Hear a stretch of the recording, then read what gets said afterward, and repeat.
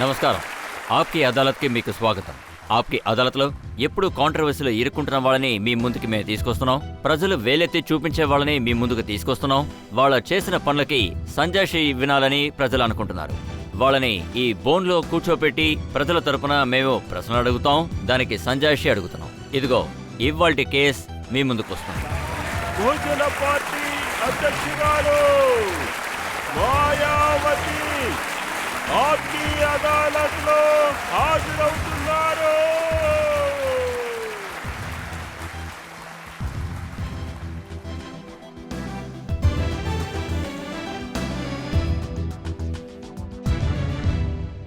న్యాయస్థానంలో విచారణ మొదలు పెట్టండి.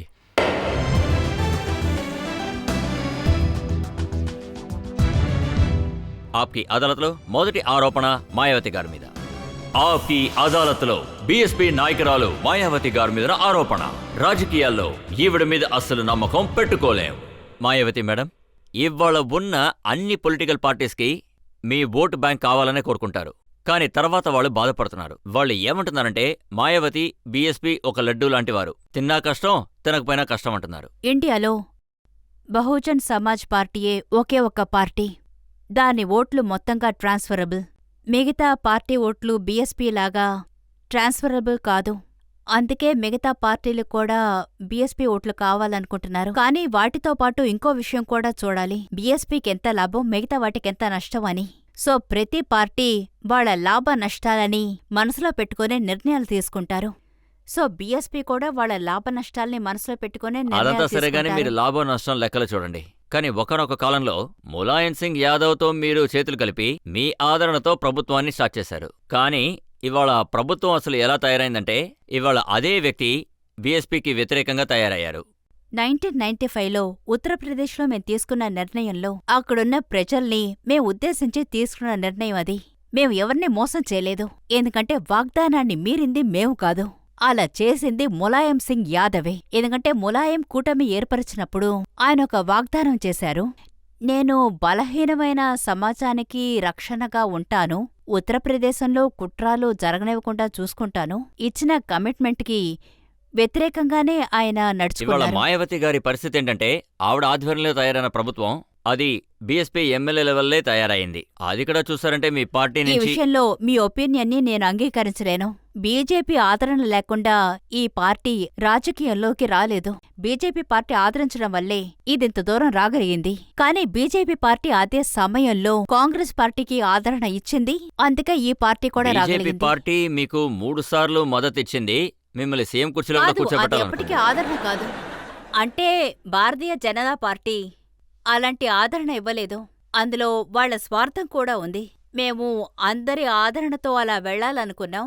మేము అందరి కూటమితో కలిసి అలా వెళ్లాలనుకున్నాం. మేడం, మాయావతి ఇండియాలోనే తమ ముఖ్యమంత్రి పదవి గురించి దిగులు పడకుండా బలహీనమైన ప్రజల గురించి ఆలోచించి నేనే స్వయంగా వచ్చి నా మేడం పదవిని మేడం ఉండండి, రాజీనామా నేను అదే చేశాను. చెప్పాలనుకుంటున్నాను. మీ ప్రభుత్వాన్ని కూల్చిన మొదటి వ్యక్తి కూడా మీరే.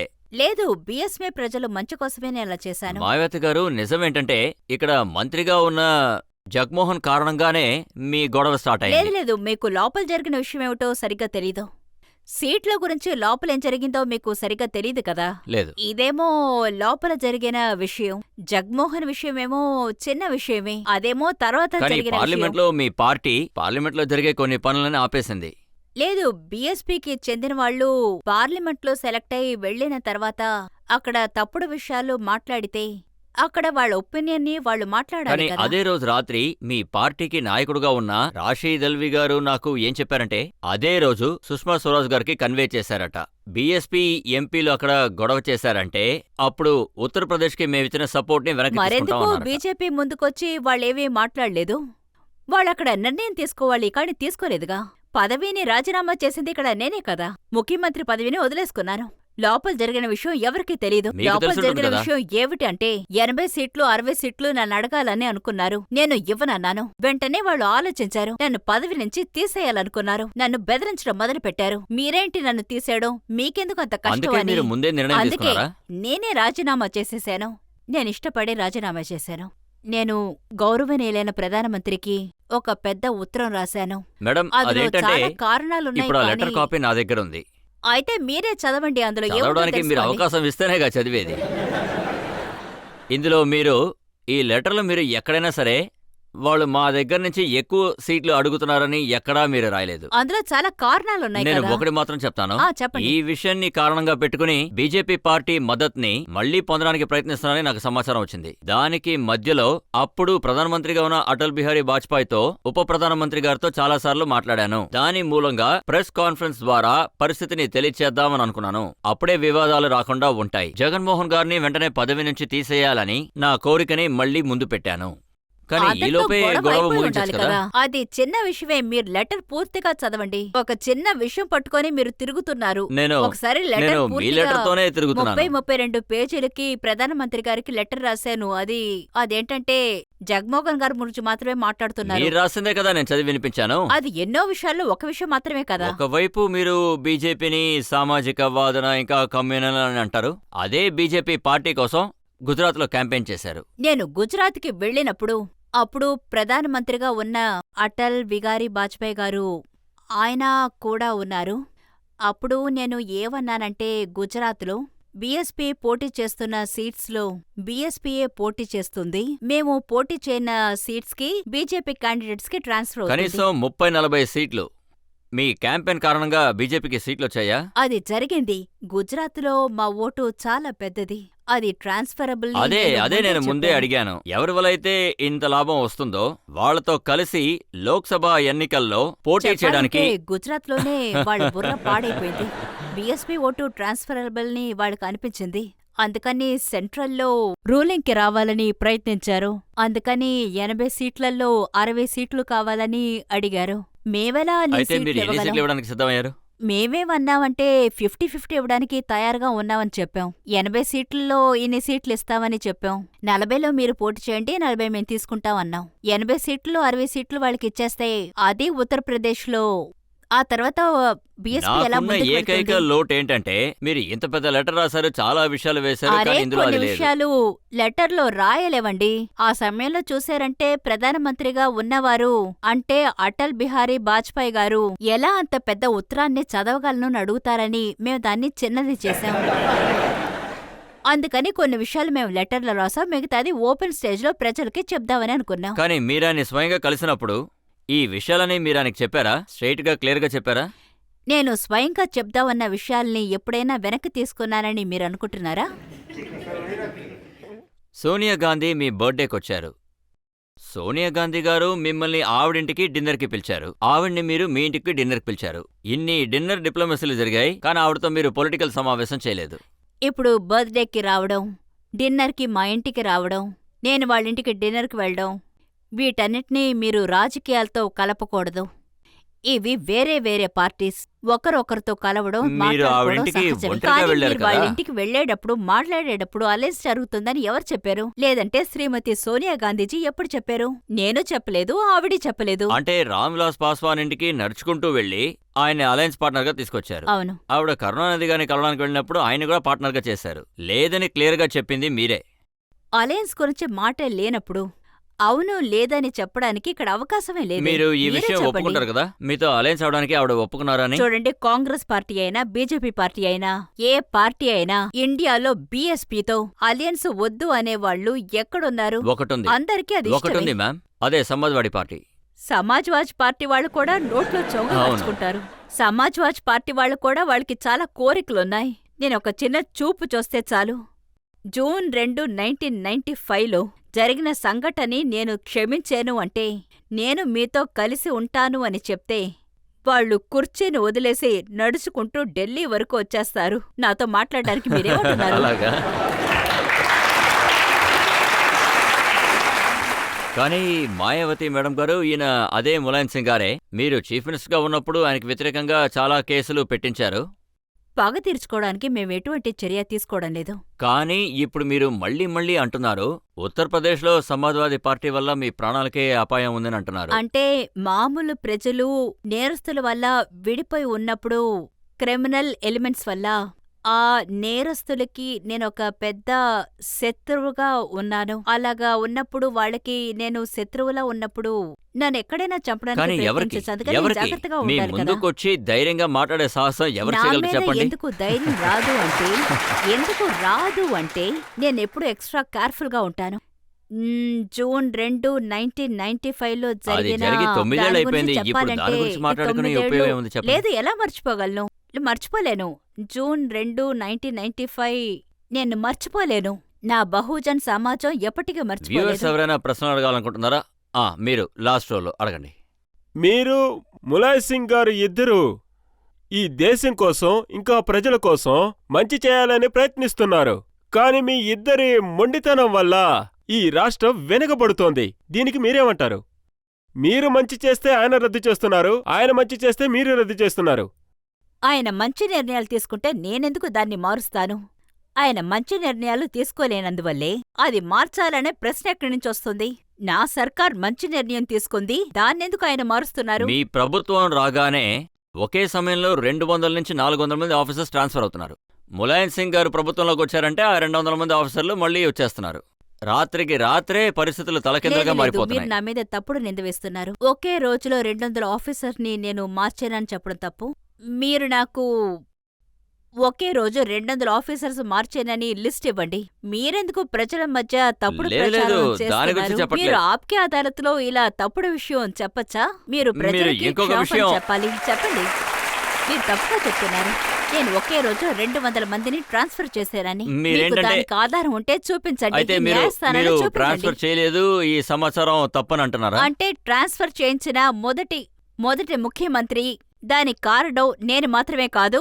ఒక స్టేట్లో కొత్త గవర్నమెంట్ వస్తే, అది ఉత్తరప్రదేశ్ అయినా లేక వేరే ఏదైనా స్టేట్ అయినా, కొత్త గవర్నమెంట్ వస్తే ముఖ్యమంత్రి రూలింగ్లోకొచ్చాక వాళ్ళు తమకి తగినట్టే రూలింగ్ చేస్తారు. ఆఫీసర్స్ ని ట్రాన్స్ఫర్ చేసేది ఒక రొటీన్ సిస్టమే.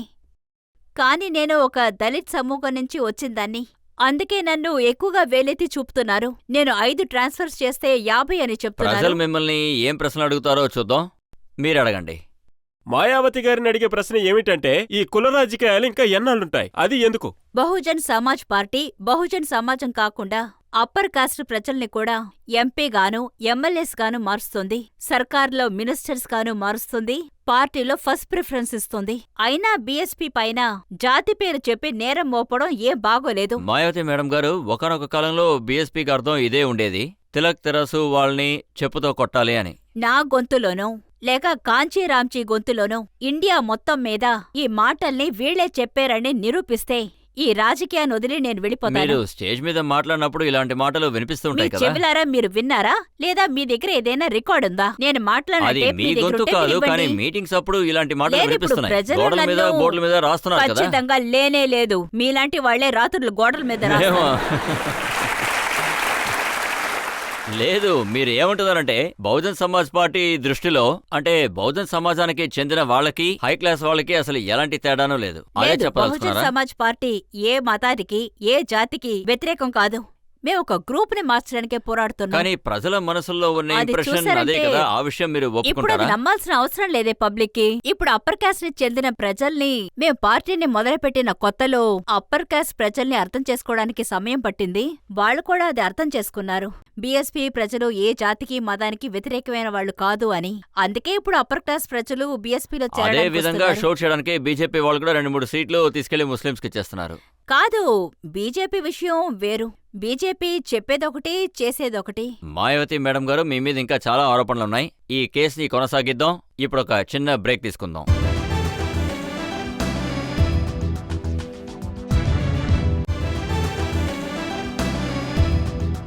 ఆప్కి అదాలత్లో ఇవాళ నేరస్తురాలు బోన్లో ఉన్నది. తన మాటల వల్ల, తన చేతల వల్ల ఎప్పుడూ గెలుస్తూ వస్తున్న ఒక నాయకురాలు. ఆప్కి అదాలత్లో బీఎస్పీ లీడర్ మాయావతి గారి మీదున్న ఆరోపణ. ఈవిడ వ్యక్తిగత సంబంధాన్ని అసలు లెక్క చేయట్లేదు. మాయావతి గారు, సోనియా గారు మీతో ఫ్రెండ్షిప్ చేయాలని చేతులు అందించారు. మీ బర్త్డే కేక్ తిన్నారు, మిమ్మల్ని డిన్నర్కి పిలిచారు. కానీ మీరు ఆవిడ ఫ్రెండ్షిప్ ని స్వీకరించకుండా నిరాకరించారు. నేనందరితోనూ స్నేహంగా ఉండాలని అనుకుంటాను. కానీ స్నేహం పేరుతో బహుజన్ సమాజ్కి ప్రాఫిట్ ఎక్కడుందో ముందు చూడాలి.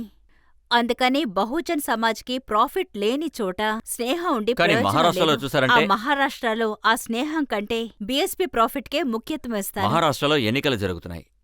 మీరు సపరేట్గా మీ క్యాండిడేట్ని నిలబెడితే అప్పుడు కాంగ్రెస్తో పోటీ చేయడానికి కాంగ్రెస్ వాళ్ళ క్యాల్కులేషన్ ఏంటంటే మీ తరపున ఎంతమంది క్యాండిడేట్స్ నిలబడుతున్నారో అంత లాభం బీజేపీ వాళ్ళకి శివసేన వాళ్ళకి వస్తుంది. సమీపంలో జరిగిన లోక్సభ ఎలక్షన్ తీసుకుంటే ఇప్పుడే ఉత్తరప్రదేశ్లో జరిగింది. అందులో భారతీయ జనతా పార్టీలో 80 సీట్లో 10 సీట్లు దొరికాయి. 10 ఎంపీస్ని సెలెక్ట్ చేశారు. కాంగ్రెస్ నుంచి 9 మందిని సెలెక్ట్ చేశారు. అప్పుడు బీజేపీ కాంగ్రెస్ ని కలిపి 19 మందిని సెలెక్ట్ చేశారు. బహుజన్ సమాజ్ పార్టీకి వాళ్ళిద్దరికి సమానంగా 19 మంది వచ్చారు. కాంగ్రెస్ కి నష్టం ఏర్పడింది, బీజేపీకి లాభం వచ్చింది. నాకు వీటి గురించి ఏ బాధ లేదు. నాకు సంబంధించి బహుజన్ సమాజానికి ఏ లాభం దొరుకుతుంది? అలాగే మీరు బీజేపీ మీద పగ తీర్చుకోవాలని అనుకుంటున్నారు. నేనేమో బీజేపీ విషయంలో ఏం చెప్తున్నానంటే మీరు కూడా ఒక ఒకసారి నిమిషం అన్నారు ఉండండి. కదా, నేను మాట్లాడనివ్వండి. చెప్తాను. నన్ను నేను చెప్పాను. మాట్లాడనివ్వండి. మీకు కానీ- నేను సమాధానం చెప్తాను. నా సమాధానం సరే, అంటే చెప్పండి. మీరే ఆశ్చర్యపడతారు. బీజేపీ మీద నేను పగ తీర్చుకున్నాను అంటే నేను పోయిన సంవత్సరం ఆగస్టు 25వ తారీఖున మొదటి మంత్రి పదవి నుంచి రాజీనామా చేశాను. ఆ తర్వాత బీజేపీ వచ్చి పగ తీర్చుకునేలాగా సెంట్రల్లో సర్కారీ మిషన్ని దుర్వినియోగం చేసి సీబీఐని తప్పుగా వాడుకొని జ్యుడిషియరీని తప్పుగా వాడుకొని తాజ్ ప్రకారం కేసులోనూ నన్ను తప్పుగా ఇరికించి అందువల్ల ఉత్తరప్రదేశ్లో మాత్రమే కాదు దేశం మొత్తం బహుజన్ సమాజం ప్రజలు ఒక నిర్ణయానికొచ్చారు. ఇలాంటి భారతీయ జనతా పార్టీని ఇక రూలింగ్ కి రానివ్వకూడదు అని. అందుకని చెప్పింది చేస్తాము అని ఇప్పుడు చూసారంటే BSP వాళ్ళు చేసి మిమ్మల్ని పార్టీలోంచి చూపించింది. రాజకీయాల తొలగించారు నుంచి కదా. బయటకు ఆ తర్వాత పంపించేశారు. సరి సమానం లేదు, అయింది. వాళ్ళు నన్ను పంపించలేదు. నేనే స్వయంగా రాజీనామా చేసొచ్చాను. బీజేపీ నన్ను వాళ్ళు పంపించలేదు. ఎలాంటి పరిస్థితిని అవునే, ఏర్పరిచారు? బీజేపీ అటువంటి పరిస్థితి ఏర్పరిచారు. బీజేపీ మంచిని నేను దృష్టిలోకి తీసుకొని ముఖ్యమంత్రి పదవి నుంచి నేనే రాజీనామా చేశాను. వాళ్ళను కానీ పంపించలేదు. మీరేమో- కానీ వాళ్ళు చేసిన తప్పులకి పగ తీర్చుకున్నట్టుగా చేశారు. సెంట్రల్ నుంచి వాళ్ళని రాజకీయాల నుంచి బయటికి పంపించేశాం. కానీ మాయావతి మేడం గారు మీరే అలాంటి బంధాలను ఏర్పరిచారు. అటల్ బిహారీ వాజ్పేయి గురించి చెప్పారు, మీరు ఆయనకి రెండో కూతురు లాంటి వారని. తాజ్ ప్రకారం కేసులో కూడా నేను ఈ విషయమే చెప్పాను. అంటే మీరు నన్ను మీ కూతుర్లా అనుకున్నారు అంటే తాజ్ ప్రకారాన్ని మీరు కారణంగా చూపించి నన్ను నా బంధువుల్ని ఇన్కమ్ ట్యాక్స్ డిపార్ట్మెంట్ ని పెట్టి ఎంక్వైరీ చేస్తున్నారు అంటే మీరు ఇంకొక కూతుర్ని కూడా ఎంక్వైరీ చెయ్యాలి. అప్పుడే మీకు తెలుస్తుంది మీ సొంత కూతురుకి ఎన్ని ఆస్తులున్నాయి. మీ బంధువుల ఆస్తులు కూడా ఎంక్వైరీ చెయ్యాలి. అలాగే నా ఆస్తులు కూడా ఎంక్వైరీ చెయ్యాలి. అప్పుడే నీళ్లు పాలు వేరువేరు కూతురని చెప్పిన ఆయన్నే మీరు అస్సలు వదిలిపెట్టలేదు. సార్, ఇక నిజంగానే మీరు ఒక తండ్రి బాధ్యతని అటల్ బిహారీ వాజ్పేయి గారు కరెక్ట్గా చేసుంటే నిజంగా చెప్తున్నాను, నేను ఆయన విషయంలో అలా ప్రవర్తించేదాన్ని కాదు. ఆయన చేసిన విషయానికి సమాధానం చెప్పాను. మీరు రాసిన ఆ ఉత్తరాన్ని అప్పుడు ప్రధానమంత్రిగా ఉన్న వాజ్పేయి గారికి పంపించారు. చూడండి, అందులో మీరు ఏం రాశారంటే బీజేపీలో 2 గ్రూప్స్ ఉన్నాయి, ఒక గ్రూప్ ప్రభుత్వం ముందుకు వెళ్లాలనుకుంటుందని రాశారు. బీజేపీలో 2 లాబీలున్నాయని ఎవరికి తెలీదు. ఒకటి అటల్ బిహారీ వాజ్పేయి లాబీ, ఇంకొకటి ఎల్కే అద్వానీ సరే, లాబీ. ఈ లాబీలో మీకు ఎవరు సపోర్ట్ చేశారు, ఎవరు శత్రువులుగా ఉన్నారు? అది చూశారు అంటే ఆ 2 లాబీలు నేను వాళ్ళకి దగ్గర అవ్వాలని అనుకున్నారు. అలాగా? కానీ నేను ఎవ్వరికీ దగ్గర కావాలని అనుకోలేదు.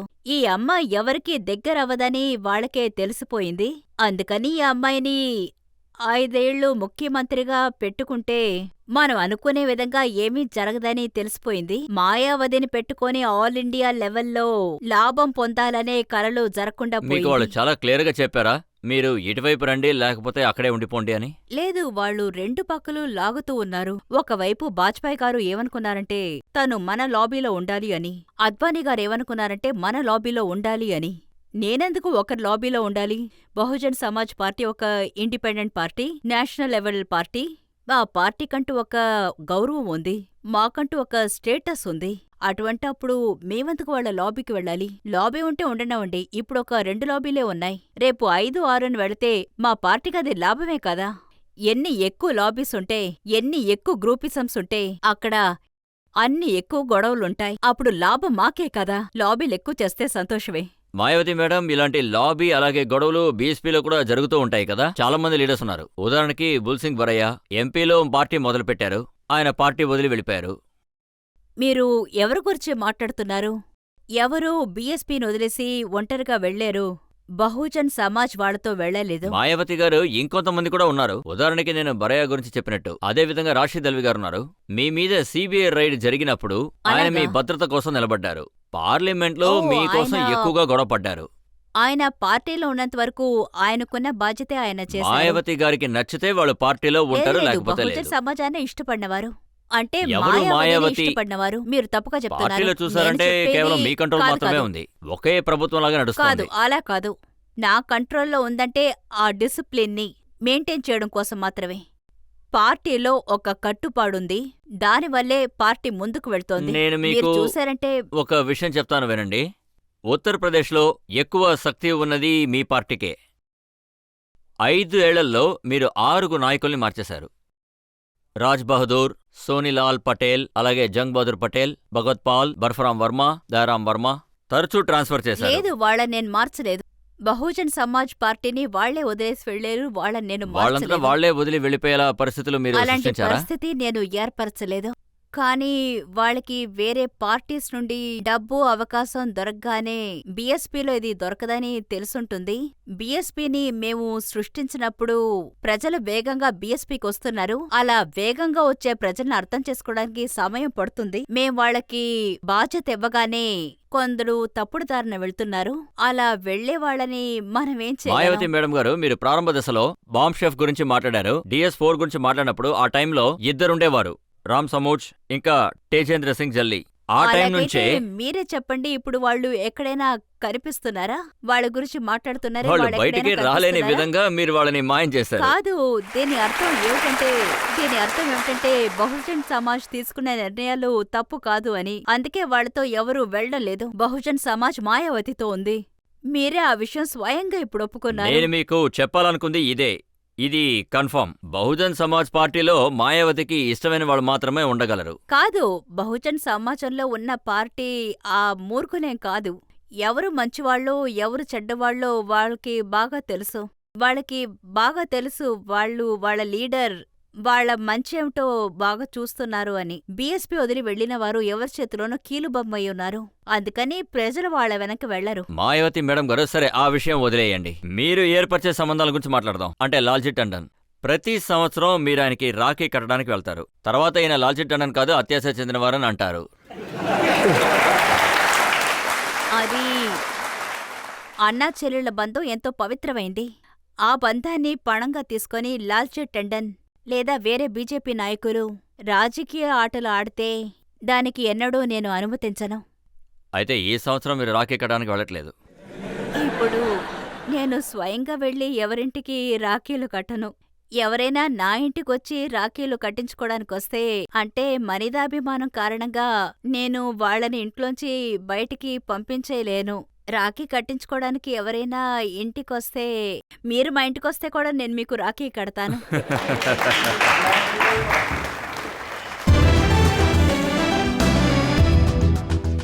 మీ మీద ప్రజలు పెట్టిన ఆరోపణలు, ప్రశ్నలు ఇంకా చాలా ఉన్నాయి. ఆప్కి అదాలత్లో మాయావతి గారి మీద ప్రజల కేసు కొనసాగుతుంది. ఒక బ్రేక్ తర్వాత.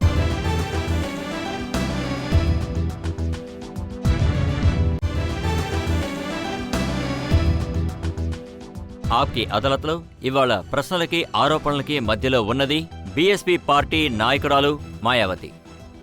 ఆప్కి అదాలత్లో బీఎస్పీ లీడర్ మాయావతి గారి మీదున్న ఆరోపణ, ఆవిడ దళిత్ పవర్ ని ఆవిడ స్వార్థం కోసం పూర్తిగా వాడుకుంటున్నారు. ప్రజలు ఇంకొక విషయం కూడా చెప్తున్నారు, ఇప్పుడున్న మాయావతి ఇంతకు ముందున్న మాయావతి గారిలాగా లేరు అని. ఇప్పుడు మాయావతి గారి హెయిర్ స్టైల్ మారిపోయింది, ఫ్యాషన్ మారిపోయింది, అలాగే ఆవిడ లుక్ కూడా మారిపోయిందని అంటున్నారు. మీరు నా జీవితం గురించి, నా అలవాట్ల గురించి ఇక్కడ మాట్లాడకండి. మీరు మాట్లాడవలసింది అంటే మాయావతి ఈ దేశంలో, అంటే అప్పర్ క్లాస్లో ఉన్న ప్రజలు, సమానంగా లేని వాళ్ళు, వాళ్ళ భావాలు, మెల్లమెల్లగా వాళ్ళ మనసులో నేను వాళ్ళలో మానవత్వాన్ని, అందరితోనూ సహజంగా ఉండడాన్ని నేర్పించాను. అంతేకాదు, నేను వాళ్ళకి అందరూ సమానంగా ఉండాలన్న భావాన్ని కలిగించాను. నేను బహుజన్ సమాజాన్ని మాత్రం ఏర్పరచలేదు. ఈ దేశంలో ఉన్న అప్పర్ క్యాస్ట్లో మనుషులందరూ సమానమే అని మార్చాను. ఇది మన దేశానికి, మన సమాజం మొత్తానికి మంచిది మనువాది కాదు. అనేది- ఇది మీరు దేని మనువాది గురించి మాట్లాడండి? అనేది- మీరు నా హెయిర్ స్టైల్, నేను వేసుకున్న డ్రెస్ గురించి ఎందుకు మాట్లాడుతున్నారు? మీరు నేను చేసిన లేదు లేదు మంచి గురించి మాట్లాడండి. మానవత్వాన్ని మీరు బోధిస్తున్నానని మీరు మీ పుట్టినరోజు నాడు మొఘలి ఆజం సెట్ లాంటిది తయారు చేశారు. అది మరి బహుజన్ సమాజం ప్రజలు మొత్తం మీద 150 మందే ఉన్నారు. బహుజన్ సమాజం ప్రజలు ఏమనుకుంటున్నారంటే మిగతా పార్టీ వాళ్ళు వాళ్ళ లీడర్స్ని మర్యాదగా చూస్తున్నప్పుడు బహుజన్ సమాజం ఏమనుకుంటుందంటే మనం ఎవరికీ తక్కువ కాదు, మనం మన లీడర్కి మర్యాదిద్దాము అని. అందుకని నా పుట్టినరోజు సెలబ్రేట్ చేసేటప్పుడు బహుజన్ సమాజం ప్రజలు మర్యాదతోనూ గౌరవంతోనూ దాన్ని సెలబ్రేట్ చేస్తున్నారు. వాళ్ళు దాన్ని ఎలా సెలబ్రేట్ చేస్తున్నారని వాళ్ళ భావాలని ఇది ప్రజలు గాయపరచలేను. చేస్తున్నారా లేదా మీరు ఆర్గనైజ్ చేస్తున్నారా? అంటే 51 కిలోల కేక్, 10,000 లడ్డూలు, 60 క్వింటాలు పూమాలు. మీరు ఎవరి గురించి మాట్లాడుతున్నారో తెలుసా? ఇది నన్ను ఎదిరించి మాట్లాడే వాళ్ళ మాటలు. ఆ సమయంలో మీరు చెప్తున్నారు కదా, నా అపోజిషన్ పార్టీ వాళ్ళు నన్ను అనడానికి వేరే మాటలే లేవు. ఏ లీడర్ అసలు బర్త్డే పార్టీ సెలబ్రేట్ చేసుకోలేదు? నాకంటే ఎక్కువ డబ్బు వాళ్ళు ఖర్చు పెడుతున్నారు. నాకంటే ఎక్కువగా మీరు 51 కేజీ కేక్ అని చెప్తున్నారు, వాళ్ళు 100 కేజీ కేక్ కూడా చేస్తున్నారు. అంతేకాకుండా లడ్డూలు కూడా ఎక్కువగా వాళ్ళు ఇస్తారు. మిగతా పార్టీ లీడర్లంతా నేను నా బర్త్డేకి చాలా తక్కువగానే నగలు వేసుకున్నాను, వాళ్ళు కోట్ల కొద్ది నగలు చాలా తక్కువ వేసుకుంటారు. నగలే దాని గురించి మాయావతి మీరేం మేడం గారు. మాట్లాడరు? ఇంత పెద్ద పెద్ద వాళ్ళు నగలు ఎవరు కనిపిస్తున్నాయి కదా, ప్రశ్నించరు. ఇంత పెద్ద పెద్ద డైమండ్ నగలు కనిపిస్తున్నాయి, చాలా తక్కువే అని మీరు అంటున్నారు. చూసే డైమండ్ అంతా బహుజన్ సమూహం ఈ రోజు నన్ను ఈ పరిస్థితికి తీసుకొచ్చారు. మీరు చూసింది నా చెవికున్న చిన్న డైమండే. వాళ్ళు వాళ్ళ లీడర్ పెద్ద డైమండ్ వేసుకోవాలనుకుంటున్నారు. కానీ నేను చెప్తాను, వద్దు, నాకంత పెద్ద ఆశ లేదు అని. పెద్ద డైమండ్ పెద్ద పెద్ద పార్టీస్కే, వాళ్ళందరికీ నా అభినందనలు. నేను నా బహుజన్ లేదు, పెద్ద పార్టీ సమాజానికి లీడర్స్ అందరూ డైమండ్ ని దాస్తూ ఉంటారు. లేదు, వాళ్ళందరూ అన్నిటినీ దాచిపెట్టుకుంటారు. నాకు తెలిసి వాళ్ళందరూ చాలా పెద్ద దొంగలు.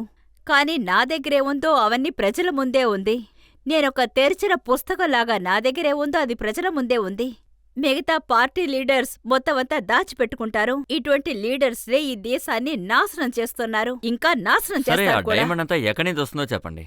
ఇది మీరు వాళ్ళనే అడగాలి. నాకు బహుజన్ సమాజం ప్రజలేస్తున్నారు. అపోజిషన్ వాళ్ళు ఏమంటున్నారంటే మీ పుట్టినరోజు వస్తే మీరు ఖరీదైన వస్తువులు తీసుకురావాలని కండిషన్ పెట్టేవారట. ఇదంతా మీరు వాళ్ళనే అడగాలి. ఇంతకు ముందు ఎంతో దారుణమైన పరిస్థితిలో ఉన్నవాళ్లు, చిన్న చిన్న ఇళ్లలో ఉన్నవాళ్లు ఇప్పుడు పెద్ద బంగ్లాల్లో మీరు ఉన్నారు. ప్రధానమంత్రిగా ఉన్నప్పుడు 25 కోట్లు ఖర్చు పెట్టి మీ జీవితం గురించి సినిమా తీయాలని మీరు మాటిచ్చారట. మీరు అది ఇలాంటి నిజమేనంటారా? ప్రశ్నల్ని ఎక్కడి నుంచి వెతికి తీసుకొస్తున్నారు ఇలాంటి కోర్టులో? ఇది మీకు ఎవరు ఇది చెప్పారు? పత్రికలో వచ్చిన సమాచారం. ఇప్పుడు పత్రికల్లో బీఎస్పీ గురించి ఏదేదో రాస్తున్నారు. పత్రికలో ఏం రాశారంటే అయ్యో, మీరు అడ్డమైన పత్రికల గురించి చదువుతున్నారు. మీరిప్పుడు చదివే ప్రశ్న చాలా తప్పుడుది. మేడం, ముందు మీరు ప్రశ్న పూర్తిగా వినండి. అడగండి. నేను ప్రశ్న మీరు అడగకముందే అడిగే ప్రశ్నల్లో అసలు నిజమే ప్రశ్న లేనప్పుడు ఏంటంటే మీరు అడిగేది ప్రశ్న నేను ఎలా ఏంటో ఒకసారి వినగలను? వినండి. ఇందులో అసలు ఏం రాస్తుందంటే 25 కోట్లు ఖర్చు పెట్టి తీపే సినిమా పేరు మాయా మేడం. అది సినిమాగా నేనేమో రాబోతుంది. ఇప్పుడే మొదటిసారిగా మీ నోటితో ఇటువంటి పేరు వింటున్నాను. నాకేమో ఎవరికైనా మీరే డబ్బిచ్చి పత్రికలో ఇటువంటి పేరు రాసుంటారనిపిస్తోంది. ఇటువంటి ప్రశ్న అడగాలి. లేదు, అలాంటిదేం లేదు. ఇది మాయావతి తప్పుడు మేడం, ప్రశ్న. అంటే 10, 16 మీరు ఏ నవంబర్ పేపర్ పెట్టుకుని ముందు అడుగుతున్నారో నేను అర్థం న్యూస్ కావడం గురించి లేదు. మీకు పూర్తిగా చెప్తాను వినండి. November 16, 2003 times of India news paper. మీరే ప్రింట్ చేయమని ఉంటారని నాకు నేను ఎలా అనిపిస్తోంది. ప్రింట్ చేయగలను చెప్పండి. మాయావతిని ఆప్కే అదాలత్కి పిలిపించి ఇలా అడగాలి అని. నేను చెప్పేది కరెక్టే కదా? దానికోసం 1 సంవత్సరం అడ్వాన్స్ గా ప్రింట్ చేయగలవా ఏంటి? నాకు తెలుసు మాయావతి ఇంత త్వరగా ఎవరికి అపాయింట్మెంట్ ఇవ్వదు అని. ఎలాగో సంవత్సరం పడుతుంది ఆవిడ్ని చోటుకి తీసుకురావడానికి అని. ఇందులో ఏం రాస్తారంటే మీ మొహం షబనా ఆజ్మీ లాగా ఉందట, అందుకని షబనా ఆజ్మీ గారు ఆ రోల్లో యాక్ట్ చేయబోతున్నారట. ఇందులో అదే ఓరి రాశారు. దేవుడా, ఏమిటండి ఇది? అనవసరంగా ఎన్ని మాట్లాడుతున్నారు. నాకిదంతా ఈ సినిమా మాటలని నాకు అస్సలు నచ్చవు. నేను ఇందులో జోక్యం చేసుకోను కూడా. నేను బహుజన్ సమాజం కోసమే నేను జీవిస్తున్నాను. మీరు అందుకే సినిమాలు చూస్తూ రాజకీయాల్లోకి ఉంటారా? వచ్చాను. సినిమాలు చూడ్డానికి నాకు అసలు సమయం అనేదే లేదు. నేనా జీవితంలోని ఒక్కొక్క నిమిషము బహుజన్ సమాజాన్ని ముందుకు తీసుకువెళ్ళడానికే పాటుపడుతున్నాను. సినిమా చూడ్డానికి మీలాంటి వాళ్ళకే ఎంతో సమయం ఉంది. మీరు వెళ్ళి చూడండి. మీరు వెళ్ళి చూడండి, నాకు సమయం లేదు. మాయావతి గారు, మేము మిమ్మల్ని అంత త్వరగా వదిలిపెట్టాం. ఇంకా మా దగ్గర చాలా ఆరోపణలు, ప్రశ్నలు ఉన్నాయి. ఈ కేసుని మనం బ్రేక్ తర్వాత కంటిన్యూ చేద్దాం.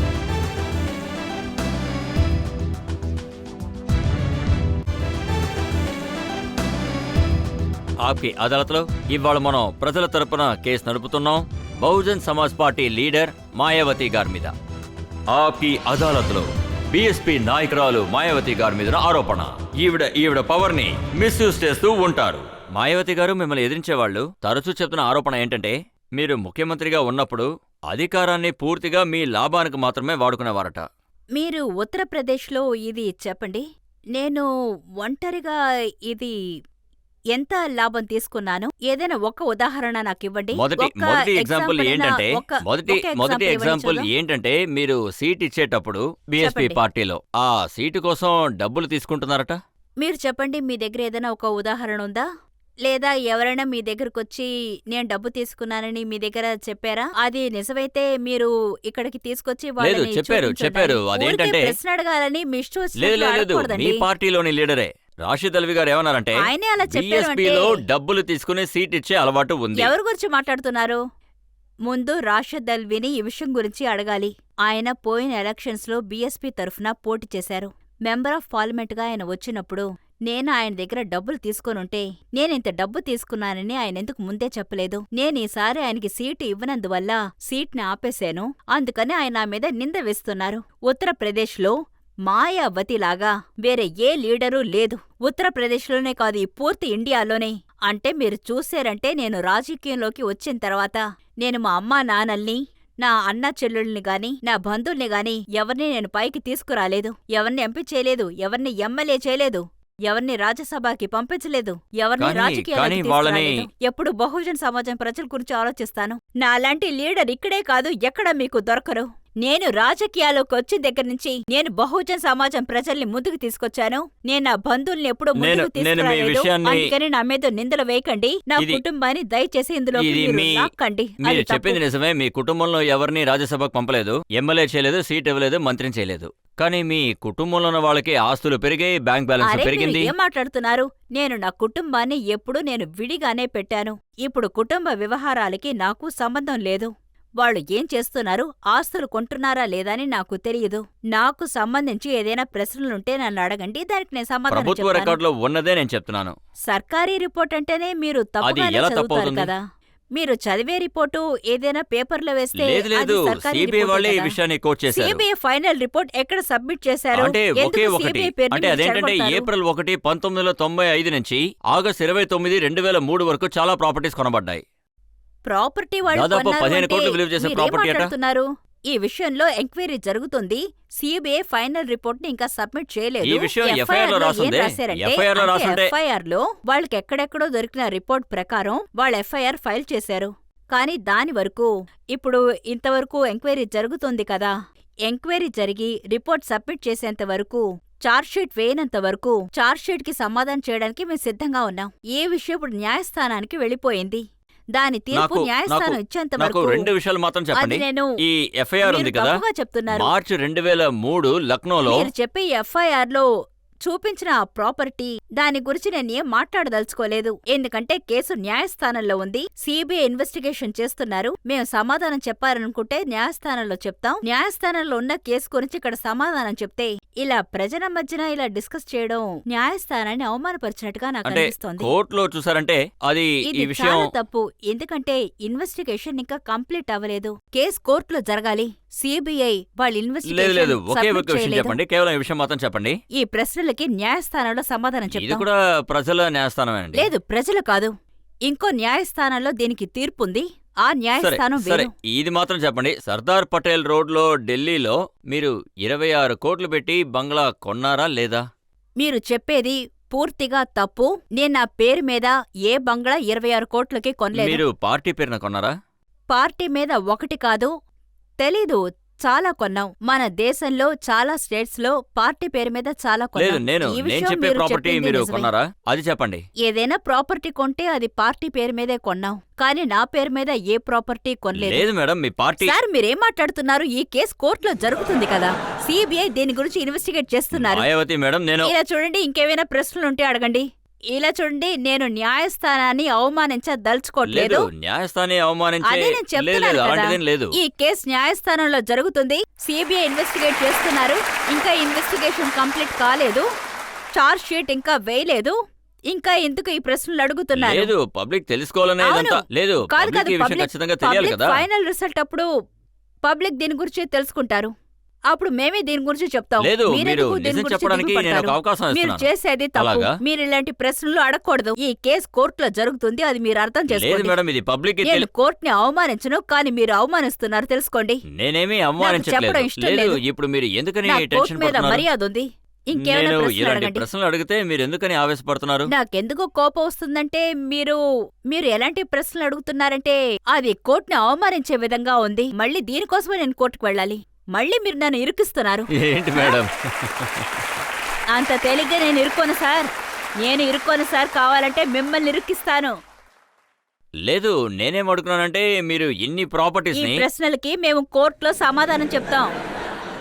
న్యాయస్థానంలో మేము సమాధానం మీరే కదా చెప్పుకుంటాం. చెప్పారు నా చుట్టాలకు నేనేమీ ఇవ్వలేదు అని. మరి నేను ఇవన్నీ ఎలా? రాజకీయం గురించి చెప్తున్నాను. మీ చుట్టాల బ్యాంక్ బ్యాలెన్స్ పెరిగింది, వాళ్ళ నేను ప్రాపర్టీస్ కూడా. రాజకీయం గురించి చెప్తున్నాను, మీరు అర్థం చేసుకోండి. ఆ ఎఫ్ఐఆర్ లో ఏ రాస్తున్నారో అర్థం కావడం లేదు. దీని సమాధానాలన్నీ మేము న్యాయస్థానంలో చెప్తాం. ఎందుకంటే ఈ కేసు కోర్టులో జరుగుతుంది. సరే, కోర్టులో లేని విషయం ఇప్పుడు చెప్పండి.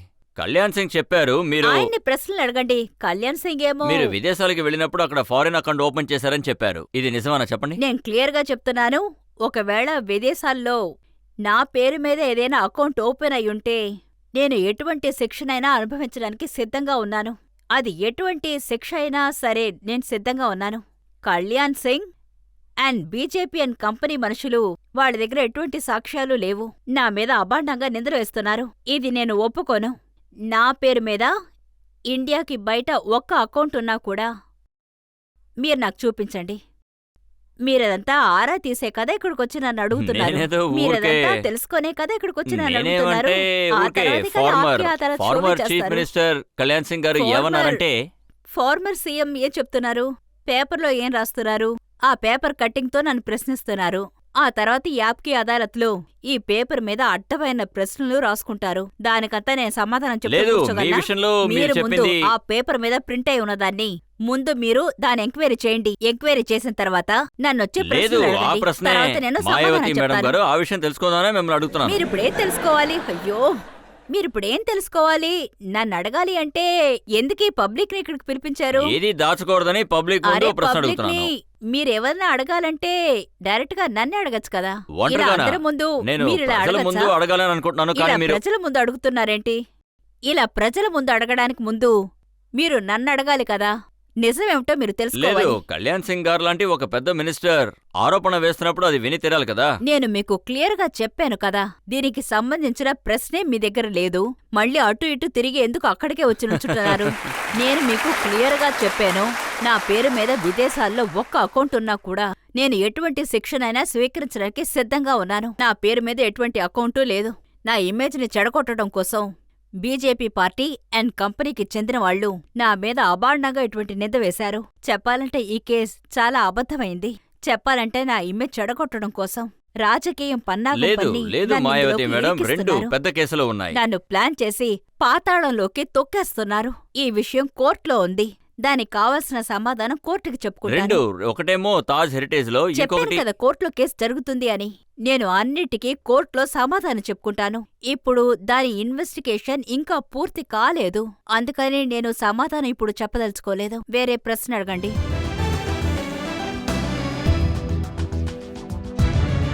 ఇదే ఇవాల్టి ఆప్కి అదాలత్లో ప్రజల ఆరోపణలు, బీఎస్పీ లీడర్ నాయకురాలైన మాయావతి గారి సమాధానం. ఇప్పుడు ఇవాల్టి కేసులో ఇవాల్టి జడ్జ్, ప్రముఖ న్యూస్ రిపోర్టర్ వేద్ ప్రతాప్ గారిచ్చే తీర్పేంటో విందాం. వాదోపవాదాలు అన్నీ విన్న తరువాత నేనే నిర్ణయం తీసుకున్నాను. ఈ ఆప్కి అదాలత్లో మిమ్మల్ని నిర్దోషిగా విడుదల చేస్తోంది. మీకేదైనా శిక్ష వేయమన్నా కూడా అది రజిత్ శర్మ ఇంకా శ్రోతలు అదేంటంటే మీ ముందుంచిన ప్రశ్నలు ఆలోచించి మీరు మనస్ఫూర్తిగా ఆలోచించాలి. ఇంకా ఈ నిర్ణయం మనస్సాక్షి చెప్పిన ప్రకారం మీరు ముందుకు సాగాలి. ధన్యవాదాలు.